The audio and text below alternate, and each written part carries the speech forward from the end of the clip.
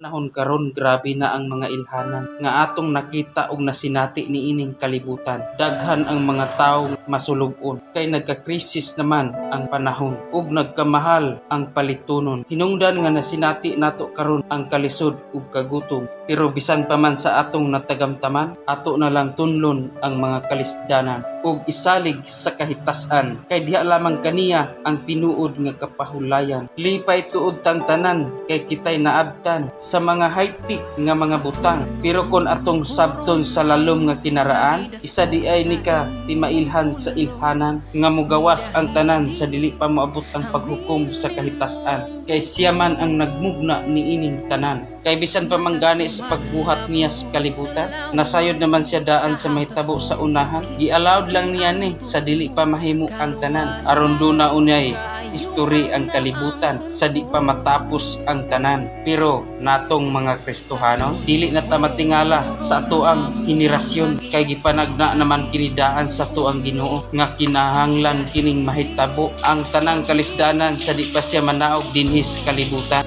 Munang karon sabtang abli pa sa langit ang pultahan, magkinabuhi na kitang balaan aron kita dili maapil sa silot nga walay katapusan. Kay sa pagbalik unya kaniya daghan ang matingala, iyang ipunon ang mga tawo nga samag na iya sa karniro ug iyang ibutang sa iyahang tuo. Kay maumang kini ang nagtuman sa kabubuton ni Ginoong Kristo ug ilang matagamtaman ang kinabuhi walay katapusan ug wala nay kagul-anan ug iyang ilain ang mga tawo nga pareha ug kinaiya sa kandi ug ibutang sa iyang wala. Kay kini sa Dios wala makaila ug wala muila ug ilabay sa kalayong walay pagkapalong. Sakiton sila adlaw ug gabi kauban nga mga anghel nga demonyo nga maoy nirebilde sa Ginoo. Salaman kini kanato kapahinumdum mga kaigsuhunan ko diha sa Ginoo. God bless kanatong tanan.